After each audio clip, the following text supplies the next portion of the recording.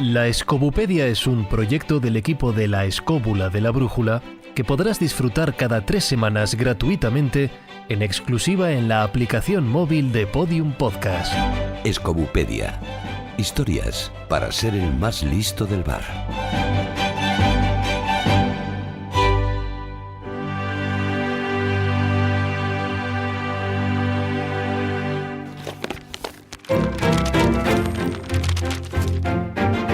En el tomo de hoy... El judío errante es una figura mitológica presente en el arte y literatura occidental que responde a la supuesta historia de un personaje judío que negó agua a Jesús durante el camino a la crucifixión. Por este hecho, Dios le condenaría a errar por la tierra hasta el retorno de Jesucristo a nuestro planeta. Damos la palabra a Jesús Callejo.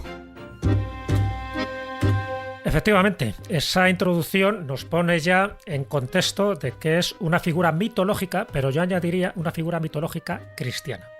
Es decir, en otras religiones también existe no el judío errante, sino el caminante errante. El caminante errante yo casi diría que es una especie de arquetipo que se da también en el judaísmo. No olvidemos un poco a Caín y a la estirpe de Caín, que estarían malditos y por lo tanto también condenados a vagar por la tierra, más que por la tierra, por una especie de segundo mundo, ¿no? Un poco intermundo que luego comentaremos con más detalle. Así que entraríamos en una figura claramente cristiana, claramente relacionada con los judíos, pero en la parte peyorativa, es decir, estamos hablando de una leyenda antisemita y también de esa leyenda eterna de culpabilidad de que los judíos fueron los culpables de la muerte de Jesús. Y esto tiene que ver solo con la literatura medieval, porque hasta el siglo XIII existía constancia de un caminante eterno que va penando por la vida a través de una maldición o sencillamente por desobedecer a Dios, pero no se asociaba a un judío. Se le asocia a un judío a partir del siglo XIII, a partir de la inquina que existe en esa época contra los judíos, que ya sabemos cómo se las gastó tanto en España como en el resto de Europa. Y bueno, pues entonces para crear una especie de leyenda bastante perversa, bastante negativa de los judíos, se empieza a traer a colación que durante el Calvario de Jesús, cuando iba cargado con la cruz, pues según distintas variantes, se apoyó en la casa de uno o de otro, no quiso que Jesús descansara y él, lo cual también contradice un poco la parte positiva y amorosa de Jesús, él le echa una maldición como diciendo, vale, tú no me dejas descansar, pero tú tampoco vas a descansar hasta que no llegue yo por segunda vez. Es decir, está haciendo alusión a la parusía, a la segunda llegada de Cristo. Así que imagínate, ¿no?, la maldición, la envergadura temporal que tiene. Y en eso consiste básicamente el judío errante, con sus distintas variantes, con sus distintos nombres. Otros dicen que no solo es un judío, sino que son varios. Unos dicen que su profesión es el de zapatero, otros dicen que sería un herrero, pero en definitiva, casi siempre poniendo el punto de mira en los judíos, que no deja de ser, y esto también es importante, no deja de ser una especie de metáfora de la diáspora judía. Es decir, que al final los judíos, por distintas razones, ya sabemos, desde Nabucodonosor hasta épocas muy posteriores, han estado errantes. Es decir, ha sido un pueblo, por una parte, escogido por Yahvé, pero por otra parte, como condenado a una diáspora continua, permanente, hasta que se juntaron gran parte de ellos en lo que es el actual Estado de Israel. Todo eso indica que el judío errante, como figura mitológica cristiana, tiene su parte, vamos a llamarla así, peyorativa en cuanto a la maldición, en cuanto a esa sed infinita por dejarle o privarle de sed a Cristo en su camino al Calvario. También lo de que continuamente tiene que tener la edad de Cristo, es decir, a pesar de que va cumpliendo años, llega un momento, una variante de la leyenda dice, cuando tiene 100 años, vuelve a tener 33 años, la edad de Cristo, y se vuelve a renovar un poco sus votos. Lo cual nos remite un poco a esa mitología griega, ¿os acordáis? Tanto de Sísifo como de Prometeo, que, condenado por Zeus por contravenir un tabú, están condenados a hacer algo eternamente. En el caso de Sísifo, dentro de este mito griego, a coger una roca y llevarla hasta la cima de la montaña y otra vez para abajo y al día siguiente volver a hacer la misma función, o en el caso de Prometeo, por haber dado el fuego a los humanos, pues que un águila cada día le va comiendo el hígado y al día siguiente se vuelve a regenerar. Entonces, un suplicio eterno. Bueno, no deja de ser, ya digo, una variante de las muchas que hay del judío errante. Una de ellas, el holandés errante, luego lo comentaremos, me parece muy adecuada porque tiene que ver también con el mundo holandés, donde surge también, igual que el judío errante en el siglo XVI surge otra de esas variantes, tiene que ver con Jack el de la linterna, muy asociado también a los mitos de Halloween y a los mitos irlandeses, tiene que ver, por ejemplo, con los ejércitos de muertos, tiene que ver, por no salir de España, con la maldición y la leyenda del conde Arnau, tiene que ver, por ejemplo, con Sleepy Hollow o tiene que ver, por ejemplo, con los Piratas del Caribe, por hacer una referencia cinematográfica actual. Es decir, que tanto el holandés errante como el judío errante, con sus múltiples variantes, a día de hoy sigue teniendo una implicación no solo mitológica, sino también literaria y en algunos casos operística, porque recordar que Richard Wagner también le dio por hacer una obra que se llamaba, cómo no, El holandés errante.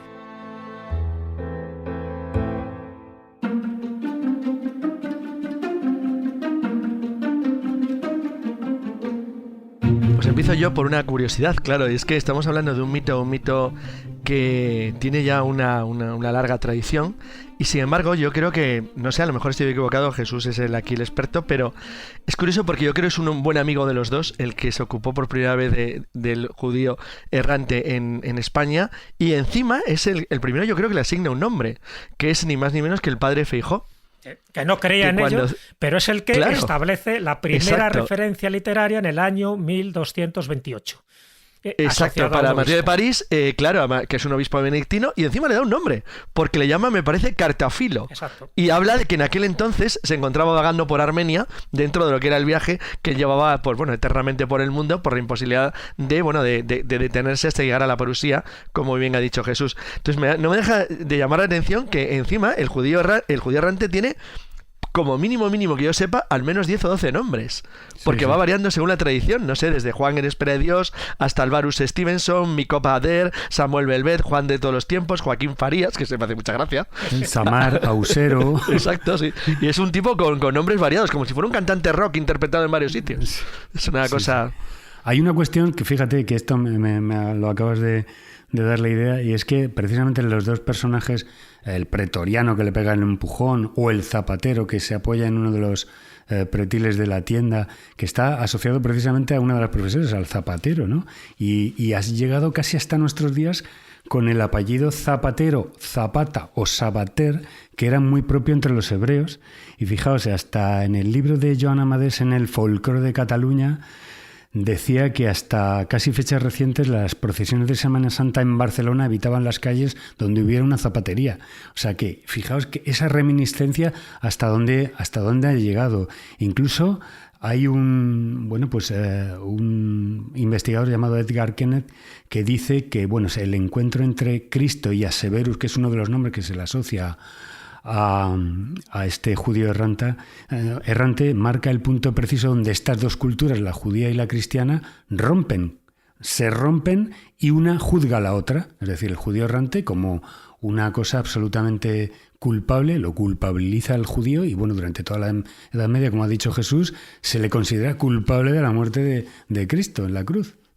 Pero fijaros, al hilo de esto que se está diciendo, como decías, a partir del siglo XVI, la leyenda insiste ahí a partir de que es, digamos, ese personaje errante es un judío.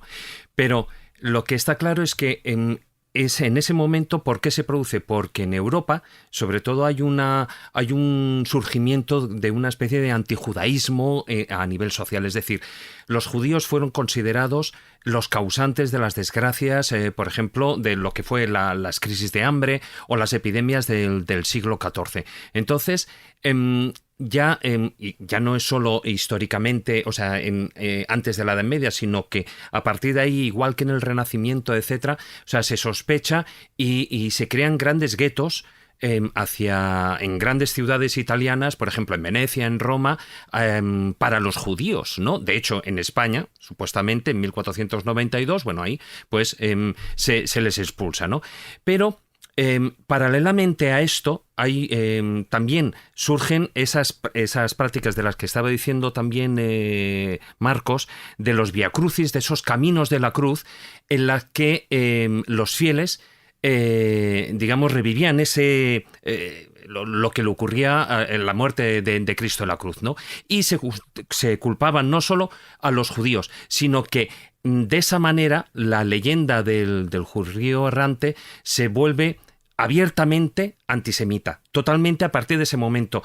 Es curioso porque, como apuntaba Jesús al principio, sí es cierto que en otras religiones, aunque digamos el mito es especialmente de las religiones del libro, sobre todo del cristianismo, en todas las grandes religiones hay esos individuos que han sido condenados a ese perpetuo vagar por una razón o por otra, o por desobediencia a los dioses o por blasfemias, etcétera. Lo tenemos en todas.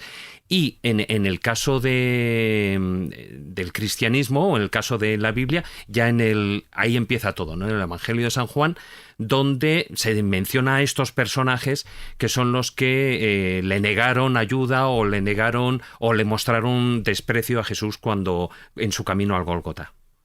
Eso es interesante, lo dice David, porque es verdad que, por ejemplo, Jacob Masnage dice que hay 3 judíos errantes y cada uno obedece a una tradición diferente del judaísmo. Por ejemplo, Samer sería el condenado a vagar por el mundo antes, mucho antes de Cristo, porque es el que supuestamente funde el becerro de oro en tiempos de Moisés, o sea, más de 1000 años antes. Luego estaría Catafito, el que hemos hablado, que cita el padre Fijó, que sería una especie como de agente o de guardia de la unidad militar de Poncio Pilatos, pero a mí me interesa más el último, el tercero, el que han mencionado Marcos, Asuero o Asavero, porque tiene un elemento muy extraño dentro de la tradición, no solo Juan que ha sido cristiana, y es que incorpora una maldición, lo cual no deja de ser curioso, porque se supone que él le niega, le da un empujón a Cristo cuando camina en los últimos momentos, y digo que ahí es lo raro porque es Cristo, según la tradición es Jesucristo, Jesús quien le dice la maldición, en el sentido que le dice cuando el otro le imprega, dice ¿por qué no andas? ¿Por qué no te mueves? Ya estás avanzando, y le contesta yo descansaré luego,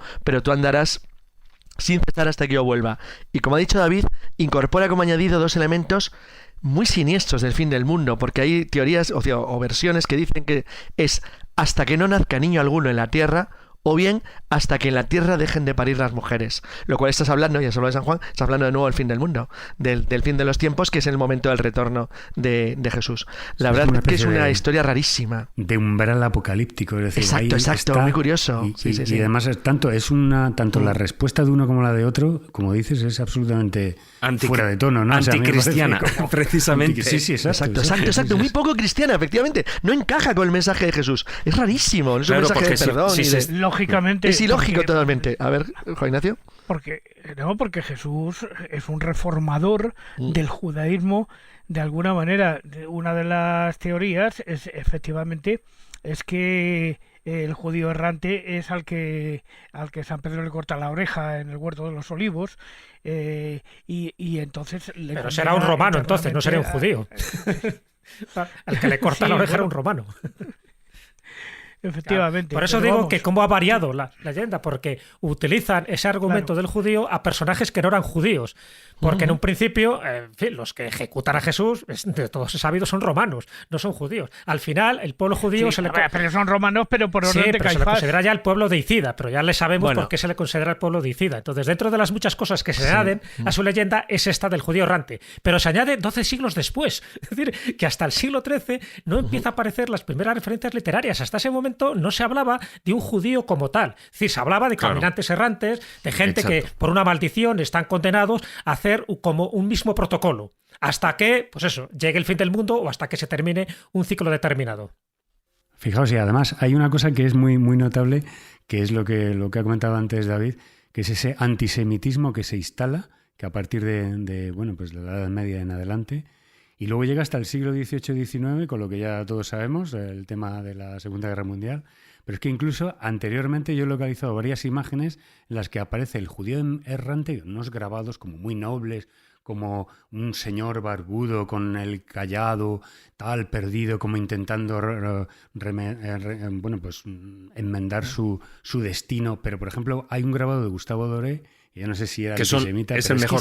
Tiene 12 grabados contando toda la historia. De ellos que es absolutamente caricaturesco, que es un personaje con el cayado que va absolutamente pues muy contraído, con una cabeza enorme y con ese ángulo facial absolutamente pronunciado, hebreo, judío, con esa nariz, como ridiculizándolo absolutamente. Es decir, eso, yo no sé, y también tiene otro con esa faz que os he dicho antes, es decir, con ese viejo que pasa alrededor de un crucifijo y mira, tiene esta ambivalencia, digo, no sé qué ha querido demostrar aquí. Es curioso porque lo que ha dicho Marcos sería digno de un programa, que son los JEI, judíos errantes identificados. Que es cuando se ha aparecido en el mundo el judío errante, porque claro, existen descripciones que, por cierto, siempre, al igual que en el caso anterior, están relacionadas con el fin del mundo o con elementos muy simbólicos del fin de los tiempos o de padecimientos o de desastres. Estaba pensando en la que hay una que el obispo de Schleswig-Holstein, Paul von Eysen, que en el siglo XVI describe la aparición que hubo de Asuero, del judío errante, en una ciudad alemana, donde comunica tremendos presagios sobre el fin de Jesús y los padecimientos que va a tener en su muerte, lo cual siempre está vinculado a elementos realmente sombríos y siniestros, nada agradable. Sin embargo, perdona, Jesús, sí. No, es que decía que hay como 3 periodos muy claros en donde se reactiva el mito del judío errante. Uno es el que acabamos de comentar, el siglo XIII, otro es el siglo XVI, más bien principios del XVII, que es cuando se publica un panfleto en 1602 en Leiden, además de un autor anónimo, un seudónimo muy llamativo, que mucha gente no ha reparado en ese seudónimo. Se publica un panfleto que se llama Breve Historia del Judío Errante llamado Asuero, ¿no? Y lo firma un tal Christoph Kreuzer. Christoph de Cristo, Kreuzer de cruz. Sí. Y repite un poco lo que ya se sabía, es decir, zapatero de Jerusalén que aparta a Cristo de un empujón al apoyarse en el puntal de su tienda, y donde aparece la famosa frase. Bueno, pues ahí se reactiva. Y donde se vuelve otra vez a reactivar el mito es en el siglo XIX, a raíz de obras literarias como la de Eugenio Sue, que es el judío errante, y a raíz de obras como la de Hans Christian Andersen, tiene un cuento que se llama así precisamente Asuero, el ángel de la duda, que hace referencia a este judío errante, o la de Charles Maturin, Melmoth el errabundo. Es decir, que por alguna razón en el romanticismo y en el goticismo que da en el siglo XIX con este tipo de novelas, el personaje inmortal de alguien errabundo que está ahí, pues eso, cargado de la maldición y del cansancio, que muy bien decía que decías, Marcos, en ese grabado, ¿ves? Se le ve como hastiado de la vida, ¿no? Como diciendo, otra vez caminando por aquí y sin poder morir nunca, un poco lo que le pasa a Sísifo. Por eso digo que me parece muy representativo esos 3 periodos, que ha continuado evidentemente hasta el siglo XX, pero que el siglo XIII, el XVII y el XIX son como los pilares fundamentales para que a día de hoy se siga hablando del judío errante. David. Pero fíjate, solo es una puntualización sobre uno de los casos, porque vamos a apuntar algo parecido, ¿no? En ese siglo XIX, el libro este del judío errante de Eugen Sue, él precisamente es curioso porque el personaje que él crea de ese judío errante tiene un matiz diferente. Él vive condenado no solo por el tema de lo de Jesús, que ahí no lo plantea así, pero sí que vive condenado a transmitir el cólera durante todos sus interminables viajes a lo largo de los siglos, ¿no? Entonces añade esa parte, esa intriga. Sí es cierto que cuanto menos le da una imagen no tan negativa o un poquitín más favorable a los judíos, pero posteriormente, se recuperó, por supuesto, el sesgo antisemita, porque además, no deja de ser, y a nivel sociopolítico se ve en los últimos 200 años, ¿no? Se ha continuado a lo largo de la historia, ¿no? No solamente en la literatura, sino también en la música, aparte de Wagner, que ya habéis citado. Hay una pieza de Henryk Gorski que se llama El exiliado de Praga, que también habla de una especie de judío errante que va de campo en campo de concentración durante la época nazi, ¿no? Es muy curioso. La Escobupedia responde. Abrimos la sección de preguntas frecuentes.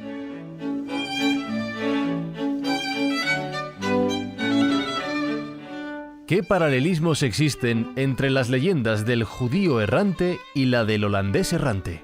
Pues su nombre lo indica, el que ambos van errantes por el mundo durante un tiempo aparentemente indefinido que parece no tener fin. La historia del holandés errante o el holandés volador, como le llaman en inglés, pero en inglés es The Flying Dutchman, en holandés sería Begin de Hollander, o sea, algo así como el holandés vagabundo o el holandés que sí es errante.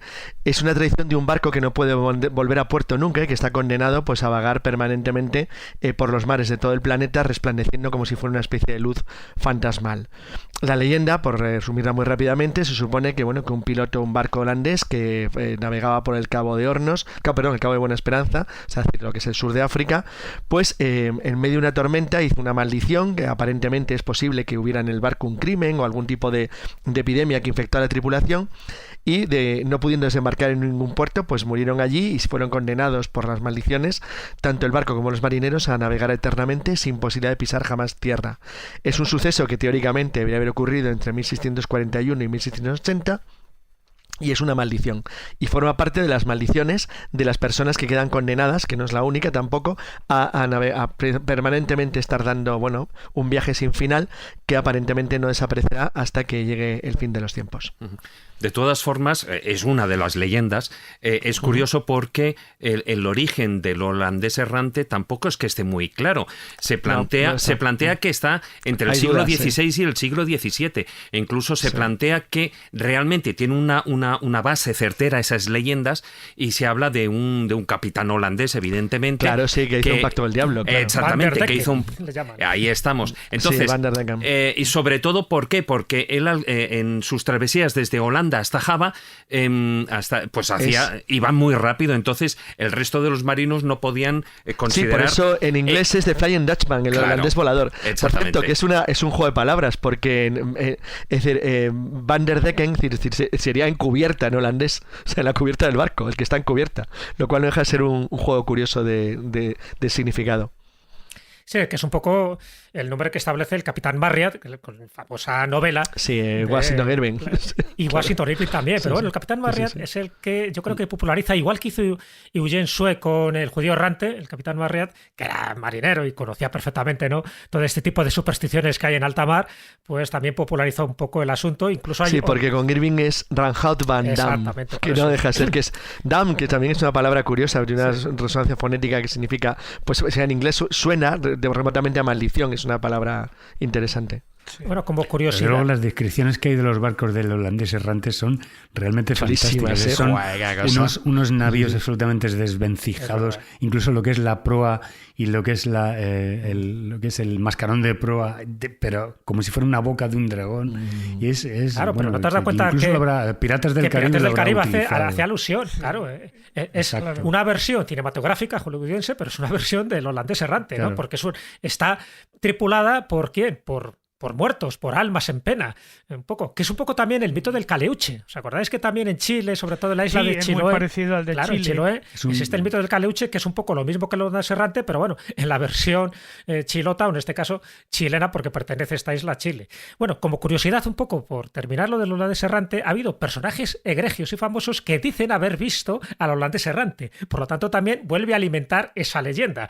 Me estoy refiriendo al príncipe Jorge de Inglaterra, el futuro Jorge V, y su hermano mayor, el príncipe Alberto Víctor, el duque de Clarence, que aseguraron haber avistado el holandés errante en 1881, en una de las travesías que hicieron. Claro, que lo digan estos dos personajes, que vieron, me imagino, que una fata morgana o posiblemente un espejismo, pero que lo dijeran, eso es lo que hizo que reavivara el mito en el siglo XIX.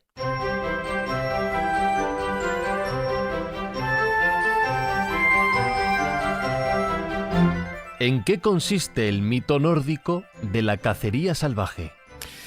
Bueno, es muy interesante porque nos indica claramente que el mito, con muchas variantes, sigue permaneciendo en lugares, pues eso, tan alejados, ¿no?, un poco de la zona holandesa o de la zona judía, ¿no?, por citar los dos ejemplos que acabamos de decir, y que se podría resumir en tres grandes grupos, que serían los ejércitos furiosos, por una parte, los que están encabezados por Odín y por Botán, en fin, unas cabalgadas que están haciendo continuamente con sus mesnadas durante ciertas noches del año. Otro sería las cacerías salvajes, que es un poco lo que tú me preguntas, y el otro serían los cortejos de las buenas damas, que no entraremos en ello, que tiene que ver con Diana, con Hécate, es decir, con diosas de la luna, con diosas nocturnas.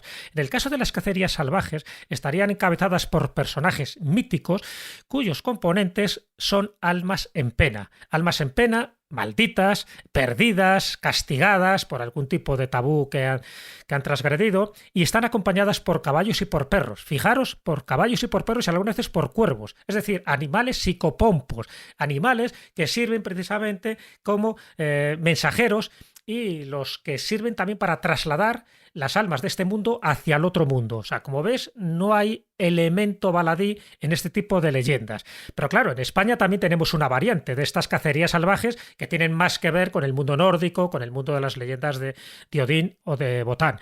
En España podríamos subdividir este arquetipo en el cazador negro y en el mal cazador, o el cazador sobrenatural. Normalmente, por ejemplo, esto se da mucho en las leyendas vascas y en las leyendas catalanas. Suele ser un cura, un abad, que deja de decir o de celebrar la misa del gallo de la Nochebuena porque en ese momento pasa por allí una liebre y se siente impelido a cazarla. Entonces, al abandonar el acto litúrgico, el acto religioso de la misa, él queda condenado a vagar toda la vida cazando a esa liebre con sus perros o con sus acompañantes. Y esa es un poco pues la base de leyendas como el mal cazador o el cazador negro, que tanto Variandarán como en el País Vasco o Joan Amades en Cataluña, pues lo han reiterado, porque en el fondo forma parte de ese inconsciente colectivo de esas leyendas populares con distintas asociaciones, en este caso, transgredir un rito religioso, que es transgredir la misa del gallo. Maese. Y recogidas también por José Luis Cardero, recuerda.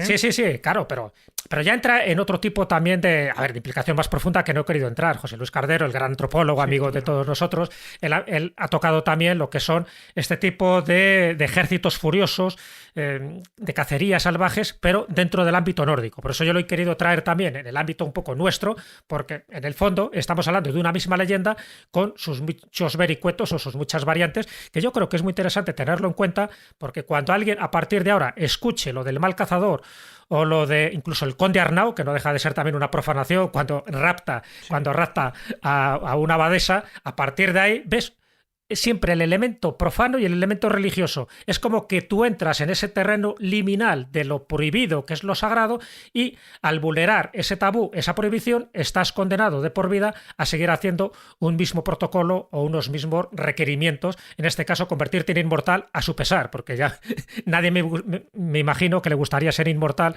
teniendo que hacer las mismas tonterías o las mismas barbaridades.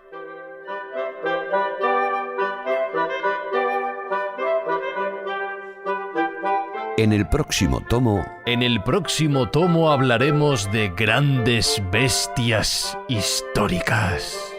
Gracias por consultar la Escobupedia. En 3 semanas pondremos un nuevo tomo a su disposición.